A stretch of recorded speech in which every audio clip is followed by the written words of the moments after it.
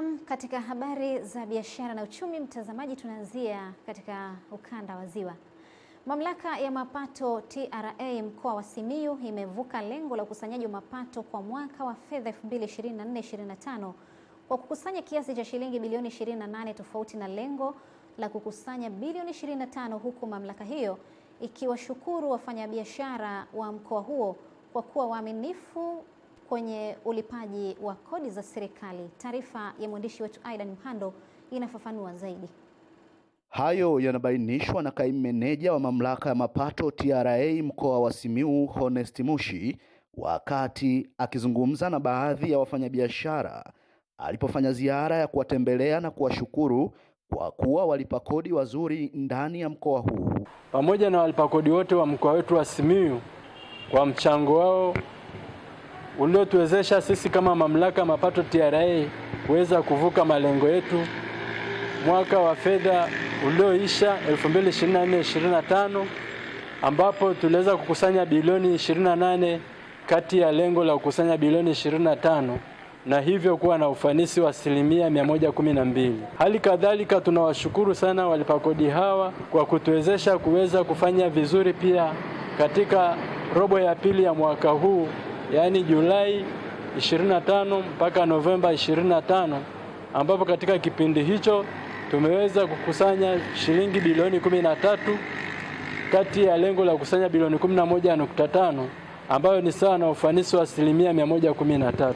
Baadhi ya wafanyabiashara waliotembelewa na mamlaka hiyo wakawa na haya ya kusema: ya kuhakikisha tunalipa kodi kwa wakati, lakini vile vile tuna comply kwa mujibu wa taratibu za walipa kodi, na ninawahakikishie kwa niaba ya mkurugenzi tutaendelea kulipa kodi kama ambavyo tumepangiwa. Tumeshuhudia mabadiliko makubwa sana kwenye uongozi wa TRA. Zamani ilikuwa kwa kweli ukimwona mtu wa TRA unaweza ukafunga duka, lakini siku hizi tunakaribishana, kutambua na kulipa jinsi inavyostahili. Lakini sasa hivi asilimia kubwa tumeshapata mwanga kuhusu hizi kodi. Kutoka Bariadi mkoani Simiyu, Aidan Mhando, Channel 10. Mkuu wa mkoa wa Iringa Heri James amewataka vijana mkoani humo kuchangamkia fursa za mafunzo zinazolenga kutoa na kuboresha ujuzi mbalimbali ili kuwajengea uwezo wa kunufaika na mtaji wa rasilimali zinazopatikana kwenye maeneo yao, hususan katika mnyororo wa thamani wa kilimo. Clement Sanga ana undani wa taarifa hii. Mkuu huyo wa mkoa amesema mnyororo wa thamani wa kilimo una fursa nyingi za ajira na ujasiriamali ambazo vijana wanaweza kuzitumia kujiongezea kipato, kujiajiri na kuchangia maendeleo ya kiuchumi ya familia na taifa kwa ujumla. Kitu pekee ambacho kinasababisha watu wetu wawe maskini ni kukosa ujuzi wa namna ya kuzitumia rasilimali zile kuongeza thamani na kutengeneza bidhaa na kukuza uchumi wa maeneo yao. Tumepata fursa sasa ya kuwa na wadau ambao wamekuja kuwafundisha wakulima wetu wa parachichi ni namna gani hiyo parachichi anayoona shambani inaweza kutoka kwenye aina ya parachichi anayoijua kwenda kwenye uchumi mkubwa anaoutegemea.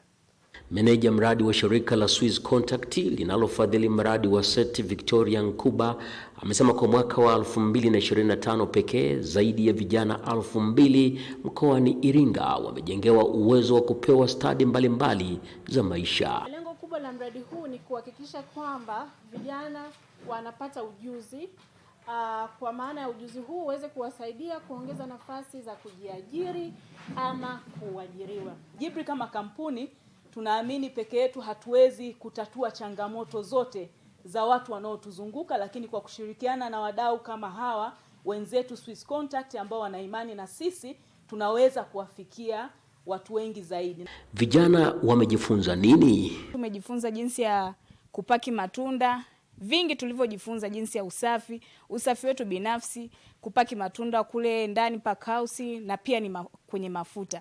Iringa ni miongoni mwa mikoa ya Tanzania inayosifika kwa kuzalisha zao la parachichi kwa wingi, ikiwa ni pamoja na mikoa ya Mbeya, Njombe pamoja na Songwe. Clement Sanga, Channel 10, Iringa. Na mkoa wa Katavi umepokea tani 3 za mbegu ya ufuta na mbaazi kutoka kampuni ya Kopra, mamlaka ya udhibiti wa nafaka na mazao mchanganyiko, kwa ajili ya wakulima wa halmashauri 5 za mkoa wa Katavi huku mkuu wa mkoa huo Mwanamvua Mrindoko akiwaonya wakulima kuacha kuzitumia vibaya mbegu hizo. Pasco Katona ana taarifa zaidi kutoka mkoani Katavi. Mkuu wa mkoa wa Katavi Mwanamvua Mrindoko amesema kuwa katika msimu wa kilimo 25-26 amewataka wakulima katika halmashauri 5 za mkoa wa Katavi kulima kwa tija. Kusudi au madhumuni ya kugawa mbegu hizi ni kuongeza motisha ya uzalishaji, kwa maana ile niliyoizungumza ya kupanua kilimo cha ufuta pamoja na mbaazi. Sasa haitapendeza mkulima amepewa mbegu hizi alafu baadaye tunakuja kuona tena inafanyika biashara ya kuziuza badala ya yeye mwenyewe kuzitumia. Kwa jambo la kwanza, wakulima wenyewe wajitendee haki. Mbegu hizi zinazotolewa bila malipo na wao watende haki kwa kwenda kuzizalisha kikamilifu na sio kwenda kuziuza au kuzihamisha kwenda kwa mtu mwingine asiyestahili au asiyehusika. Beti Zunda, mkuu wa kanda ya Magharibi kutoka mamlaka ya udhibiti wa nafaka na mazao mchanganyiko, ameeleza kuwa wameamua kutoa tani 3 za ufuta na mbaazi kwa ajili ya wakulima ili kuboresha mfumo wa stakabadhi ghalani. Kwa kweli tumefanya kazi kubwa katika haya mazao ya ufuta na mbaazi kuhakikisha kuwa mfumo wa stakabadhi za ghala unafanya kazi ili kuweka tija ambayo inakusudiwa katika hayo mazao. Tunajua usipokuwa na masoko imara, mkulima wetu anapata tija kidogo, kipato chake kinakuwa kidogo. Pius Kilo ni mtendaji mkuu wa chama cha ushirika mkoa wa Katavi LATCO. Ameeleza kuwa katika msimu ujao chama cha ushirika mkoa wa Katavi kimejipanga kuhakikisha kinatafuta wadau ili kuleta mbegu kwa ajili ya wakulima, huku baadhi ya wakulima walikuwa na haya ya kueleza. Wameleta leo mbegu kama tani 3 ambazo nusu tani ni kwa ajili ya alizeti na tani 2.5 ni kwa ajili ya ufuta. Hizo mbegu ndizo zinazopendwa sokoni, zina bei kubwa.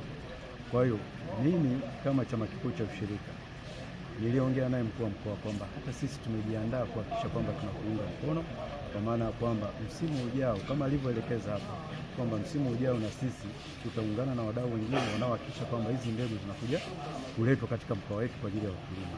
Wengine wamenunua pikipiki, wanasomesha watoto, na mimi pia nimevutiwa na hili zao. Tulime, lakini pia kwa sababu masoko ya ufuta saa hizi ni masoko mazuri kwa sababu yanaendeshwa kwa mfumo wa stakabadhi. Kwa maana hiyo mkulima anapokuwa analima ufuta anakuwa na ule uhakika wa masoko. Nikiripoti kutoka hapa mkoani Katavi, naitwa Pasco Katona wa Channel 10. Taarifa hiyo ya Pasco Katona inatuhitimishia sasa habari za biashara na uchumi kwa leo, mtazamaji, kutoka hapa Channel 10 Plus, na moja kwa moja basi tunakwenda kwenye mapumziko mafupi, alafu tukirejea hapa atakuja mwanamichezo Esther Mtebe kuja kukujuza yale ambayo yamejiri katika upande wa kimichezo, ikiwa ni pamoja na yale ambayo yanaendelea kujiri huko katika mashindano ya AFCON. Jina langu ni Salma Shabani, usiondoke, endelea kusalia hapo katika kituo chako bora cha matangazo cha Channel 10 Plus.